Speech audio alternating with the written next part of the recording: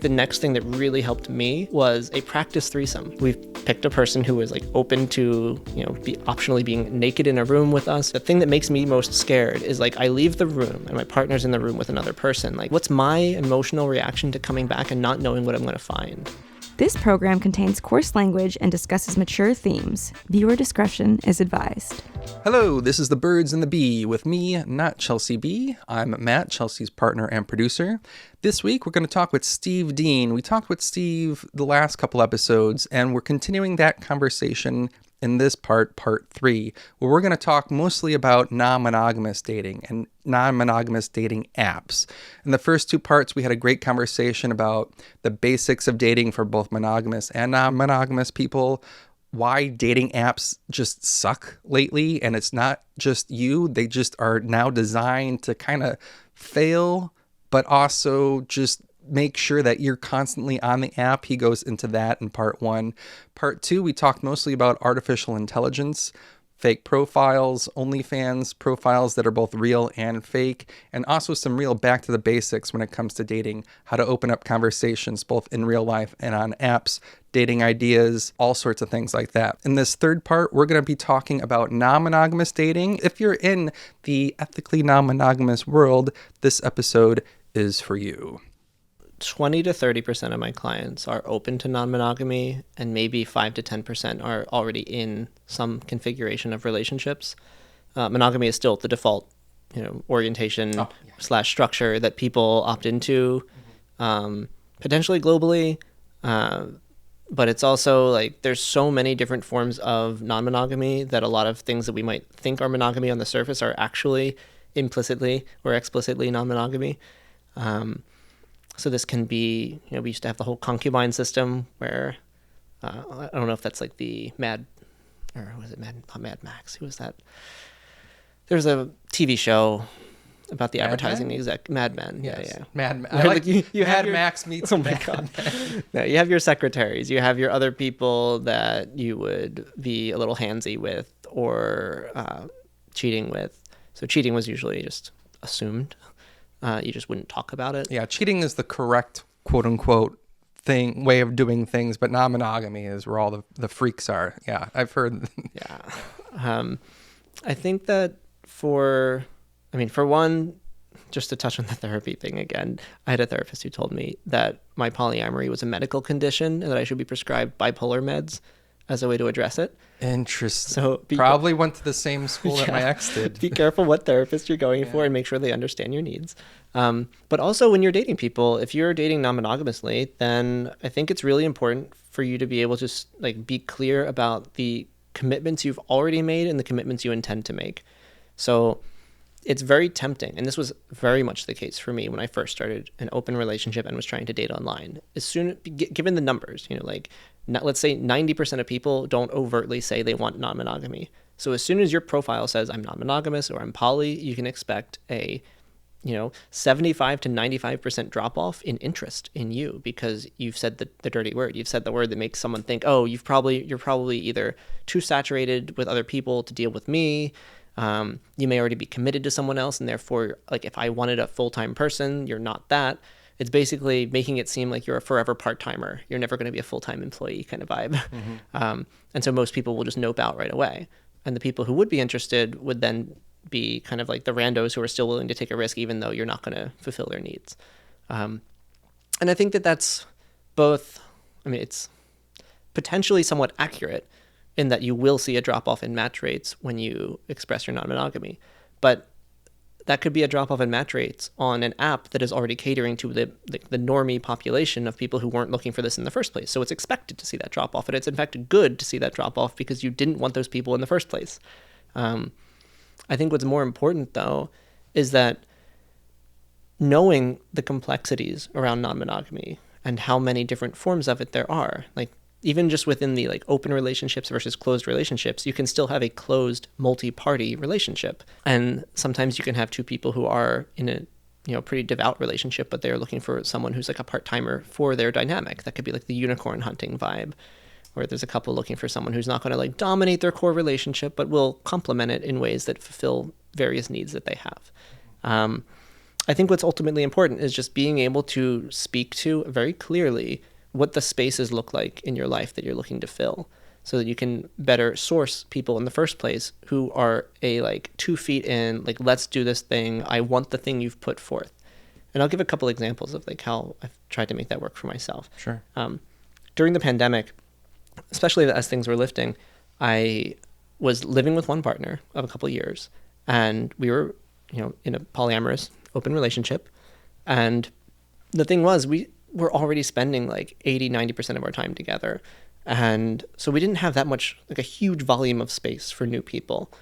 And so to date someone who was poly and looking for like another everything partner, that would be very destabilizing to our dynamic. And so we couldn't just say we're open to a potentially like everything person. We had to source more effectively and selectively. And so what I ended up looking for was people who already were in nesting partnerships where they have someone they live with that they're dedicated to. But if they want to find someone who they can hang out with and talk to on the side for maybe like a date or 2 per quarter, like that's kind of what I was looking for. I wanted someone who wasn't a forever full-time person, but I was someone who just wanted to complement, like our relationships could respectively complement one another if we could learn things that were important. It could be things tied to our sexuality. It could be things tied to interests that don't overlap with your nesting partner. But I had to put forth, like, here's the things that I currently am still looking to bring into my life. And then in doing so on my profiles, I was actually able to source, in the span of 1 year, 3 separate people who all had live-in partners, all had ongoing relationships with those partners, who wanted me and the things that I was offering and looking for, wanted to explore those things together, and wanted to do so on a kind of like quarterly basis. And so the more specific you are about what you actually want, what you actually need, what you intend to deliver on, where your interests are about to take you and your life goals, the easier it is to then find someone who fits exactly that. Because the alternative is that you keep finding people who are like either near misses or annoyingly just completely out of left field, not the right person at all, but maybe they're cute and so you try anyway, then you end up messing things up because they wanted way more and you didn't communicate that up front.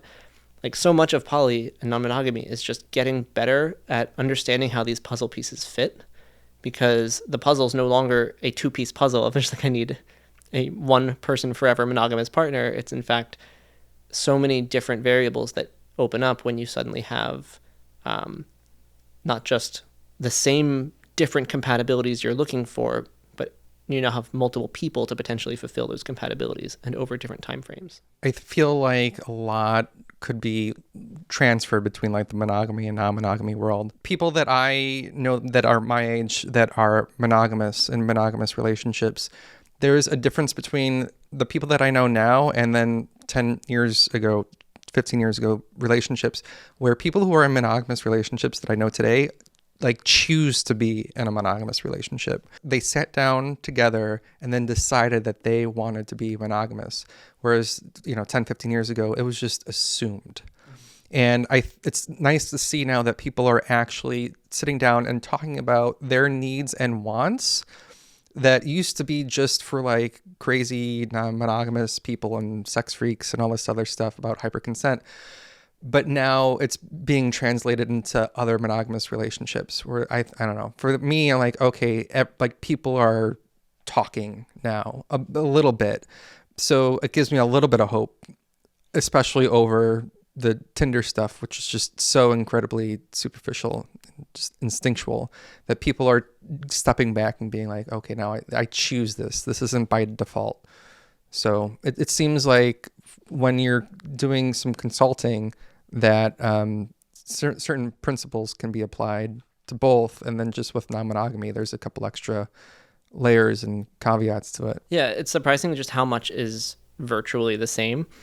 Like, I know I have even poly partners where they're like 97% monogamous with their nesting partner. Like, they do pretty much all their things together. They don't really have that many people that they might date like 1 or 2 total people outside the relationship. They do it on a much like maybe a quarterly person. So like 95% of their time, 99% of their time is spent thinking about their core nesting partner that they're building a life with. And they just wanted the littlest bit of openness so that in the event that they're just like feeling a little frustrated or fatigued, or they want to explore something that their partner doesn't want, maybe something sexually, frequently when the kinks don't align, they have the option to do so, and it's like just fully blessed by the relationship structure and by their partner's willingness to say like, yeah, go like find the person to do that thing with, report back on how it is, and we'll talk through, and like if there's anything we can learn to incorporate better based on what you learn, we'll talk about it. Yeah. And so it actually is kind of it's not a huge difference. Like I have people who are they literally identify as like mostly monogamous. They just happen to prefer a world where when they do have a preference, they don't have to hide it from their partner. The structure of the relationship they've chosen allows them to be 97% monogamous, but still have that little open door for when they want to discuss like bringing something a little bit different into the mix. I'm of that 97%, like I'm 97% monogamous just because time and energy, but I like to keep the door open, especially I think dating and going on first dates sometimes helps me out of a rut with my primary relationship. Something isn't right. I'm not communicating something properly. Or maybe I'm not being heard. I don't know which one yet. So I go out on a first date or second date with somebody else. And then I'm able to sit back and reflect. I'm like, okay, what did I learn from those dates that can be applied to my nesting partner? And something sometimes clicks. So for me, just having the option is all that I want. And I've had to go through long, hard conversations with people in the past who are new to non-monogamy and to be like, why do you need that? I'm like, sometimes that's the inspiration that I need to get my creativity flowing and to how to be a better partner. And it's like it goes the other way around too. We had Heath Avery has been on this podcast a number of times, and he's an advocate for polyamory just because you get to now see how your partner dates and how you date by interacting with other people. And that can be a big relationship building thing. It's not just about unicorn hunting or just fulfilling some basic fantasy that someone has. So I think you also learn so much about different love languages or ways in which your partner can be giving or receiving care and affection that you didn't even realize existed. Like there are ways in which my partners, my metamors have engaged with people that I love and have in relationship with, where it reveals to me like, oh, I didn't even realize that like I could have been dirty talking so much more aggressively. And I didn't know that that was the thing you even liked because I haven't really done it in the first place. And therefore, and you've never asked, but here you are being able to have this like lurid experience with someone else. And it's like, oh, so this could be a thing that's on the table. Let's talk through like whether it's something you would want even from me, whether you trust the quality of my dirty talk. That's an excellent example. I feel so silly with dirty talk or role playing or anything of that genre. But then you find the person that's willing to take a little bit of that out of you, and you're like, oh, okay, so how were they able to access this part of me that I didn't know was available? Yeah, how can I translate that, copy and paste that to other situations? And another common one that I notice in my life is like, let's say my partner's kinkier than me, I can have other partners who are very happily vanilla in the way that I can be happily vanilla, and we can explore that together and be happily vanilla together every couple months or even years, and that's enough to fill my cup on that domain. And my partner, in turn, can also have partners who are kinkier than me in the ways that they need. And so my partner can actually experience the fullness of what they need sexually and the fullness of what they need from any volume of different relationships in their lives. Like if we're 97% together in our like core relationship, but they have like a 3% stopgap for those kinks that they want to explore with some basis, then and this is not describing my actual relationship because we are much more full-blown poly than it's not just like a 3% thing. But just in principle, like being able to go out and explore those different dimensions of your, whether it be sexuality or personality, social things you really like outside of the relationship, it frees up the relationship to support you in the ways it structurally can, and to give you a solid foundation while not fully eclipsing your own personality. Because the problem of compulsory monogamy is that like if you have any other desires outside this relationship, they are verboten. Like you are not allowed to go and respond to them. You're not allowed to acknowledge them in the context of a lot of monogamous relationships, because it's like the death knell of the relationship is saying I'm attracted to your friend or this other person on an app. Like that can trigger so many traumas and endless conversations around, is this cheating, even the mere attraction to someone else? But I think that having non-monogamy as just like a lens through which we can consider like what is the optimal structure of our relationship? What do we need to feel fulfilled across each dimension of our lives? What are the dimensions we can deliver on for one another, and over what time period? If there's ones where we can't or don't feel capable of delivering, or in the future we see, like, I'm about to get into law school, I might have like half the time available that we used to have. So suddenly there's going to be a gap. There's going to be something coming up that might make it harder to, or even like I'm going to be on the road for months at a time. How should this relationship be able to change so that we don't suffer? Like, so we don't need to be suffering is the thing. Like, that's kind of my general philosophy in relationships. Like, they're here to help us better understand ourselves and the world around us and build more like structural supports to having a good life. And a relationship should not be forcing options away from us that would otherwise be critical to us having a healthy and functional life. And just the recognition that a relationship can involve multiple parties. You know, we already have this in business. We have multiple co-founders. You can have a 5 co-founder startup like PayPal. It can still exit for hundreds of millions of dollars. Yeah. So it's not like we aren't familiar with the idea of splitting equity a couple different ways. It's also not like we're not familiar with a world where you can have 50-50 equity holding partners who still hire contractors to help them with various services they need. So like, you can still be in a core relationship, like the nesting partnership, where you're building a world together, but you have people on the side who want to do a kink event with you, who want to play with you at a party. You can have like your ex-lovers who you've been, like, they're already living their own separate life. You've tried it together. You're not compatible in that way, but you still have the best sex of your life when you're together.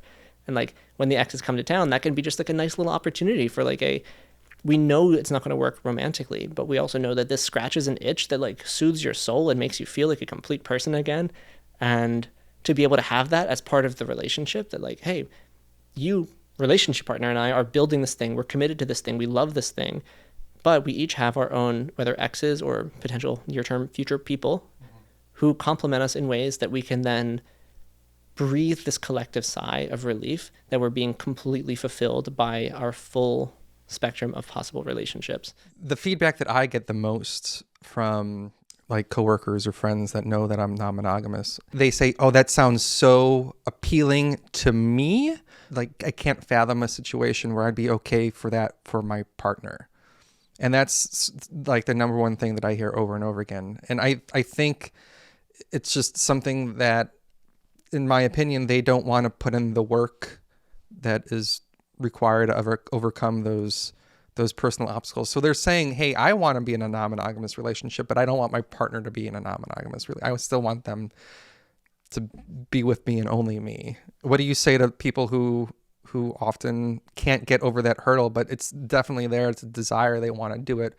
What's the first step? Because you and I both know that there's a lot to be unlearned. I learned from a couple past relationships that I was doing all the work to make my partner not jealous, but they weren't putting in any of the work to undo their own jealousy. And after a while, I had to come to the conclusion that that is not my responsibility. They have to do their own work. I can't do it for them. So what's the first step that people can do to go in that direction of doing their own work? Yeah, there's a lot of good first steps. There's something that personally, anecdotally, has like you've seen in practice that's worked for like maybe a past partner that had trouble getting toward that first hurdle. Yeah. Well, the unlearning is an important first step. Society, 50 to 100 plus years of societally reinforced monogamonormativity, whatever we want to call it, like compulsory monogamy, where in some cases you can be like put to death for someone even suspecting that you're being non-monogamous. We had all these shows growing up that were like catching a cheater. So like at the first sign, someone might be violating the terms of some mythical relationship contract that wasn't even necessarily spelled out in stone. You can then like shove cameras up in someone's face and aggressively come and assault them. Like there was so much shit around cheating as a concept. So it's really scary. We have a lot of built-in structural, almost like oppression around being able to want and choose multiple lovers over the course of a lifetime. But we also have the recognition that like when women outlive men, you can have, I've seen women who are like in their 80s who have remarried 5 times because their husbands keep dying before them. And they're like, well, I don't want to be alone. Like it actually helps to live in partnership, especially when you're older, because it's harder to do things on your own.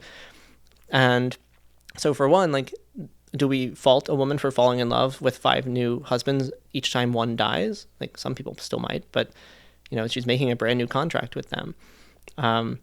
When it comes to like the first steps, getting your toes wet, I think there are books that are already kind of like the biblical literature for non-monogamy. I look at like The Ethical Slut and Opening Up as two like really easy low-hanging fruit, where some of what they do is help you unlearn the things that are kind of toxic in society, that tell us that this is the only possible way that a relationship can exist. I've made my own personal guide to non-monogamy using only cat gifs, and so it's just like cute imagery of cats that are explaining to you like how to work through jealousy, when and how to like talk about your partners, or your desire for future partners. I think that my favorite thing to do in my relationships is run aggressive hypotheticals. And so if you wonder like how would I feel if my partner went on a date, the question is then like, okay, well, what kind of date? What might they be doing together? What's the thing that scares me most in this? Is it whether they'd hide things from me that they were doing that they were uncomfortable sharing with me? Is it whether they'd just like touch each other in the gooey parts, and then I'd be like, oh, that makes me feel squicky, like I only want me to be able to touch you there.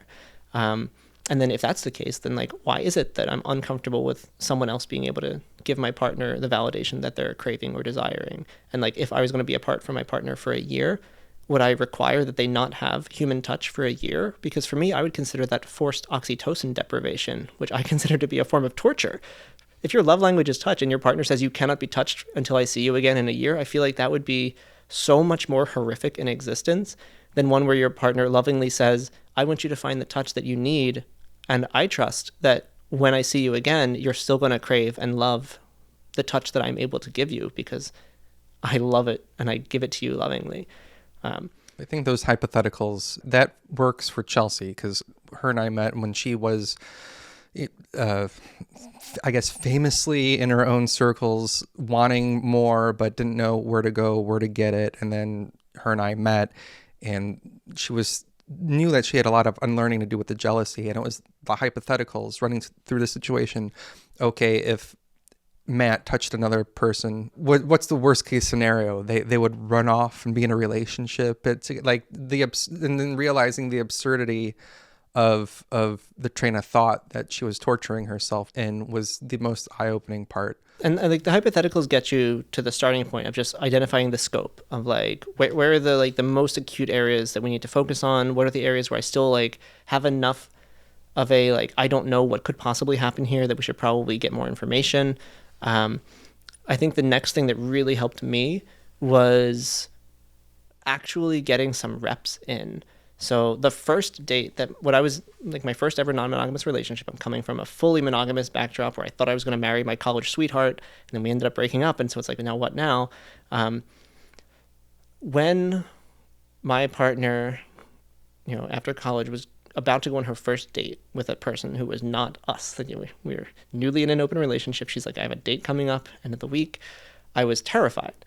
And so the thing that, actually, I'm going to backtrack for a hot second, because one of the things we did before that was a practice threesome. So it was like... A practice threesome? Please, pray tell. The main thing that I identified ahead of time, like the thing that makes me most scared is like I leave the room and my partner's in the room with another person. Like, what's my emotional reaction to coming back and not knowing what I'm going to find? Like, they could be going down on one another. They could be like assaulting one another, like, because maybe a kink, like they really like to slap each other. There could be marks. There could be, they could be doing nothing. They could be in a fight. Like, I don't know. And so the question is, I basically wanted to have an experience, like a controlled environment where, as like someone who's trying to unlearn compulsory monogamy, can I have a safe entry into seeing my partner with another person and seeing what that feels like and having space to be able to talk through that. And so we've picked a person who was like open to, be optionally being naked in a room with us, who had like enough interest, at least in my partner, that there would be, and like mutual interest, that it wouldn't be like a suffering thing. Like they had to be easy enough on the eyes to one another that they're like, yeah, I'd make out with you at the very least, at least something to that degree. And they both had to care about me so that they'd be able to talk to me about this and recognize that this is part of like the growth that I'm trying to seek. So it was like we scheduled basically a sleepover where we'd be able to have those moments where I go take a shower and then I come back and like they're just free to do whatever they want and to feel their way through it, to communicate their way through it. And then when I rejoin, I get to see like what that feels like in my own body. Interesting. And it turned out that like it was scary for about 3 to 5 seconds. And then I saw them and I was like, oh, like you're just cuddling in bed. You're now shirtless. it's pretty hot actually, and can I come in? Sounds hot. And then like suddenly now we're right back in the stage of like, I'm this is my person. I still love this person. I want to explore more things with this person, and there just happens to be another person in the room. Not to say that like for non-monogamy, you don't necessarily need to care about threesomes or moresomes. Like there's so many forms of non-monogamy where like you never even see your partner's partners, your metamors. I understand that, yeah. And so the next level up from that for me was like, okay, my partner's going on a date with someone who's I don't know, I've never met them, I can't vet them, or at least I have minimal. I might see their OkCupid profile or their dating profile, but like. And my partner will say ahead of time, like, here's the person, here's roughly like what I know about their life. So we like brief each other. So it's not a complete unknown that I have no information about. I just know that my partner disappeared for a couple hours. Like that would be that's much scarier than my partner sending me a brief of like, here's the person, here's what I kind of want to learn from them. Here's the date we have scheduled that we're going to try to do. Here's the avenues for intimacy. Here's when I plan to check in with you, whether it's like day of, before coitus might happen. You can be like, hey, send me a text just to be like, shit's going to go down for a little bit, so I'll check in. And when's the subsequent check-in? Is it the following morning? Is it 2 days later? Because like the scariest fuck up you can have is essentially dropping off grid for multiple days when your partner knows you were going on a date. Because then they're like, what the hell happened? Like you can set really bad and traumatic precedents early on in non-monogamy that will forever scar you and your partner. And avoiding those is probably the most important thing. So you have to know how and when you want to communicate through each of these different likely scary points and commit to that and actually deliver on the commitment. Because if you can't deliver on a boundary, then you will never be able to successfully do non-monogamy, because your partner, you're already dealing with other people's boundaries outside of your own. And therefore, if you can't even deal with your own and what you commit to in partnership, then how could they ever trust you trying to navigate someone else's potential boundaries and their ability to try to push your own boundaries? And so it's, I'd say like as long as there's just like stages that you can try to opt into, whether the hypotheticals, the threesomes with safe third parties, the pre-planning a date with a new person and having all your checkpoints for like when and how you communicate through it, all the things you might be afraid of. I once had a prospective partner reach out to me directly on a dating app saying, hey, I'm about to go on a date with your partner. And I freaked out. I was like so scared because I was like, why are you talking to me? I thought you were just like I was envisioning you as just like a sex toy. Like they just get to like play with you and then come back to me and I don't have to think about you. But then like that was early in poly, whereas like I was still so afraid of the concept of my partner having a healthy relationship with another whole person. Like that becomes so much less scary with each successful additional date. Yeah. If my partner goes on a date, comes back to me and says, oh my God, that was so fun. We did all these things. I just got 3 more ideas for what I want to do with you. Now take off your pants. Let's fucking try it. Then I'm like, holy shit. Like that couldn't have gone better. Like I just learned a lot. They learned a lot. We're now learning a lot. And it's actually making us better at communicating because we've learned a new lexicon, potentially a new touch lexicon for like how we can be touched, how we can be flirted with. And so that's where I really see the power come in. That's when it stops being jealousy and fear. And it's more, what are we capable of together when we can tap into the collective power of our entire species? Anyone of any orientation that we find compelling, attractive, interesting, and interested in us. And suddenly that's all at our disposal. It's not monogamy where it's just us two kind of like digging ourselves deeper into this trench where it's us against the world and we have to build these elaborate barriers to anyone ever even giving or receiving attention from our lover. I just feel like that world is so small and so isolating. And when that relationship ends, whether because that person pieces out, cheats, dies, whatever, loses interest, then you can be just left alone because you've made yourself so isolated. But I think in non-monogamy, it's so much easier to just like, you're already in community. You're already engaging regularly with people that you hold in high regard, people you respect, people who, like my partner's other partners, like my metamors, those are the kinds of people where like they will go out of their way to even like do childcare for their partners and help make sure that like they're like, oh, you and your nesting partner haven't been on a date in 2 months because you have a kid. Like, let me just come over and like I'll take care of the kid for the evening. Go have a date. Like you can actually live in community again. And I think that's one of the biggest selling points of non-monogamy is that you can maintain community without having to sacrifice it to the fears of jealousy or the fears of anyone co-opting the attention of your beloved. Those are amazing points. And you brought up something that I want to tie into the last point before we wrap up is people who've had those traumatic first experiences with non-monogamy. When I am talking to people either online or offline in real life, they often say, oh, well, I can't do polyamory, I can't do non-monogamy because I'm just so scarred from my last partner or someone that they met and went on a couple dates with. And oftentimes I dig a little bit deeper to get more information, and it's a lot of fuckboys now, I feel, have picked up on non-monogamy and have tried to take the worst out of it. And it's like a straight guy who learns for the first time that he can go to a gay club and pick up women who have their guard down. Like, those kind of fuckboys now are entering this world of non-monogamy. And I feel like there's certain ways for people to pick up on that. It's not that hard, but like, what advice do you have for people who are like, I've been burned before, how do I recognize the clues to not get burned so easily again? Typically those fuckboys will not come with good reviews. And one of the best things in poly is like every person potentially, especially the longer they've been poly, they come with references. Yes, their TripAdvisor score, their Yelp reviews, yes. You can ask them to surface some reviews from their other partners or from their other active lovers. You can talk with them directly. You can ask for a line of communication. You can check in with them on other dating apps. You can run some hypotheticals with this person, and a fuckboy is probably not going to be able to deliver very well on the hypotheticals around like, tell me more about like what kinds of things make you jealous, what kinds of things trigger your insecurities, which like the more depth you can get to with this person to better understand them, the less likely someone who's only superficially poly or just trying to like use the poly words without actually being able to like back it up, the less likely they'll be able to, check those boxes in your mind. You'll notice the red flags sooner than later. So it seems like you yourself have to know enough about non-monogamy to challenge them a little bit in their own thinking. Because a lot of it is women, there's some women that I've talked to who are interested in non-monogamy, but they've been burned before, but they themselves have to learn enough to be able to ask these guys a little bit more to see who's faking it and who's actually put in some thought and can actually hold a conversation, a caring conversation about non-monogamy.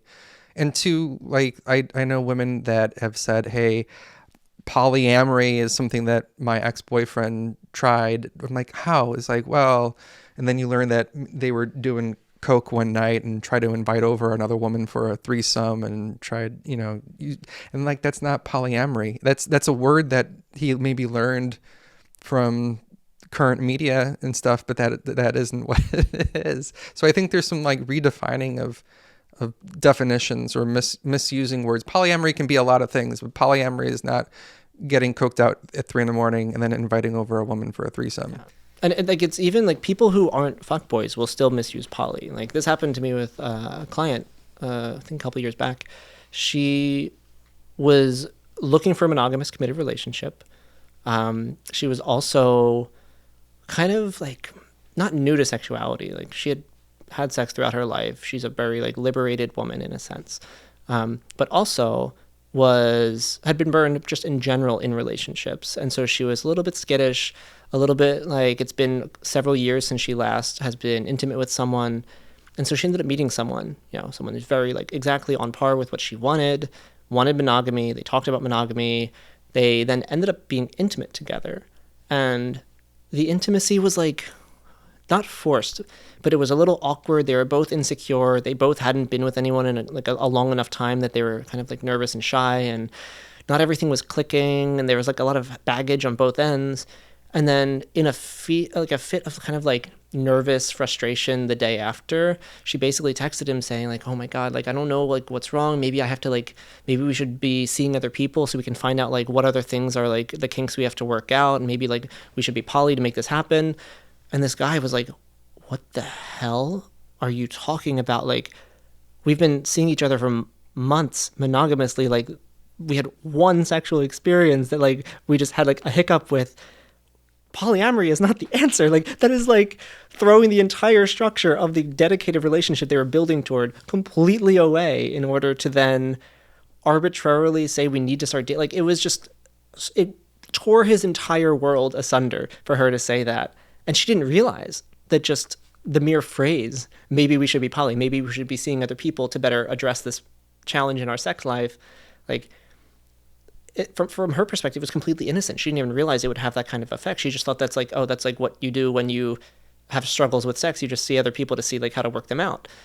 And so, yeah, like it's not a fuckboy thing strictly. I think we just have to better understand that poly is not like the response to bad sex and monogamy. That is not the natural. No, definitely not. And I think David Piccolomini was, you saw that episode with him. He's described it as like, it should be a relationship bonus. Mm-hmm. In many cases, if that's easier for you to wrap your mind around, think of it like that. But it's definitely not something to save a relationship in. And I've heard that too before. It's like, oh, things aren't working. Maybe we should try poly. But then again, that you go further into that and like, what does that mean for you though? Why did you even say it like that? There's a lot more unpacking to do with that. And a lot of it is, I think, just education. Yeah, and it's like, I will say, like, my first poly relationship, or at least my first non-monogamous one, when we were designing what that relationship would need to be, like, I was already seeing 3 people, my 3 study buddies. She was new to school, and so she didn't have any study buddies yet. And so we basically had this situation where I already had 3 people that I was, like, casually seeing, not, like, romantically. We were, like, literally just, like, we'd study, we'd eat lunch together sometimes. We had our separate friend groups. We'd hook up, though. And so I'm now thinking of forming a relationship with a new person, an actual like full on like committed relationship where it has like a name. We are each other's partner. But I had 3 people, she had none. And so she's like, I reserve the right to have additional people if we are in relationship, like for parity's sake, for gender justice. Like, and so from the very start, like monogamy felt like it wasn't really a viable option, but it wasn't like poly was a bonus in that case. Like that's where I like differ a little bit with David's assessment. Like it was just that when we tried to understand like how do I maintain the things I already have that are supporting me, my mental health, my emotional health, my physical health, getting through this year, my last year at school, while she's also wanting to be able to like maintain a relationship of like an egalitarian relationship where we're in parity. Does it mean that she gets to have 3 slots for additional people? Does it mean that she has to pick 3 now, and then we like bank it as like, okay, now we're in a closed relationship. We just happen to have each 3 other people. And so designing the relationship, even from the very beginning, it's not like it's not like there's always an easy right answer. And my case in the beginning was like, well, my 3 are known knowns. Your 3 potentials are unknown unknowns. I don't know what they're going to want. I don't know your sourcing strategy for how you're going to bring these people into your life. I don't know the relative disease risk or emotional risk that's going to be happening here. So like we have to have special rules and understandings of like what would make sense for us to feel good about us getting to a point of parity in this relationship where we can feel that everything, like we are proud of it. How do we become proud of this relationship and of the versions of ourselves that we get to become by virtue of it?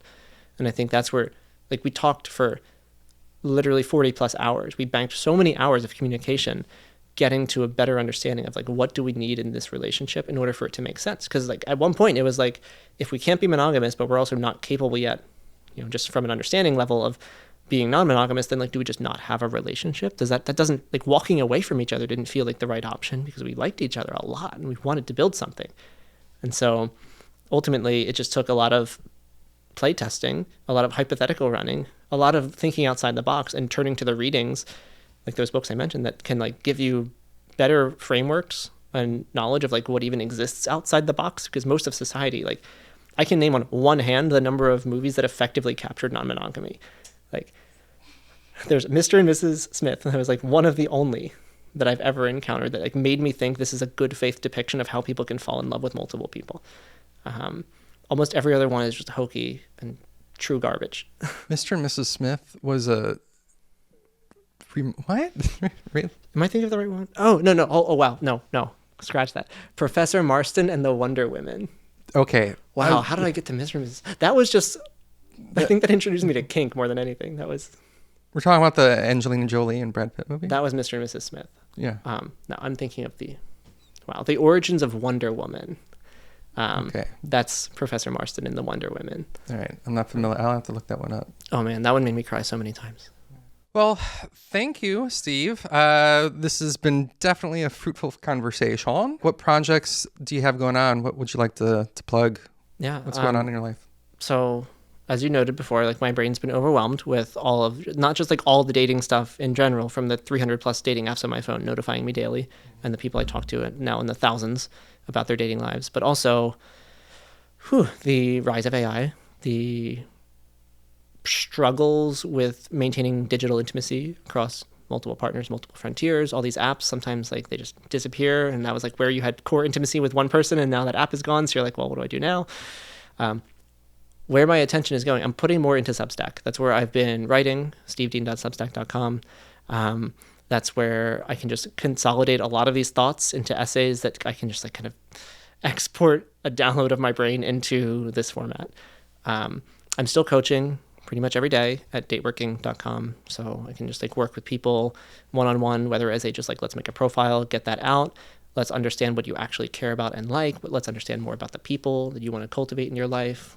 What distribution of your time and attention you want to do online versus offline to bring that person to you, bring those people to you, bring those events and communities to you. So there's coaching, there's writing. I've been hosting events still. So I'm doing a combination of like some dating events in New York City. I'm thinking of some virtually as well. I've been doing long walks through New York City where I invite 500 people on a day-long walk. And it's like, let's just... Oh, that's a communal thing. Yeah. Like the whole premise is like, bring your friends. You're going to basically go on this day-long adventure. And you can, like, where else in life do you get to have a 12-plus hour conversation with people? Like, it's so rare to get that many hours of someone's attention.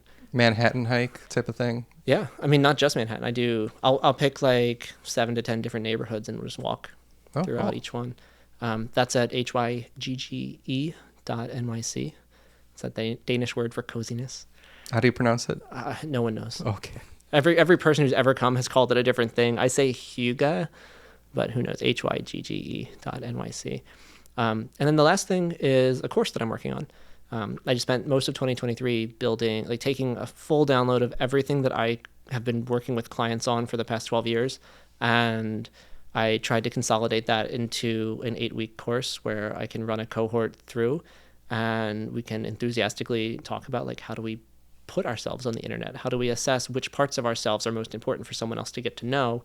How do we talk about ourselves through photos, through our profiles, in our messaging? How do we set up good dates? How do we handle rejection? How do we handle the annoying technological issues around like how often I should be texting someone, how to keep their attention, how to even learn where they're spending their attention, all the way through, like how do we then ask for a relationship? Yeah. So that's been a labor of love. The first cohort is launching March 4th. And then after that, it's going to be whenever, I get some interest in the next cohort and find the right people who I think would get along and be able to support one another through 8 weeks of kind of bearing our souls and learning as much as we can about how to make this whole process a little bit easier, more fun, more agentic, rather than feeling like a horrible slog that we never want to have to do again. Thanks for joining us. This has been The Birds and the Bee with me, not Chelsea B. Chelsea is returning for the next episode, episode 12, where she'll be phoning in remotely, and then she'll be back in real life for episode 13 in New York City. If you're an adult content creator, if you don't make content at all, that's completely fine. If you're just in the ethically non-monogamous community, you have a story to share, please, we'd love to hear your story. Drop us a DM, and we'll see if we can have you on the show. Thank you so much. Bye-bye.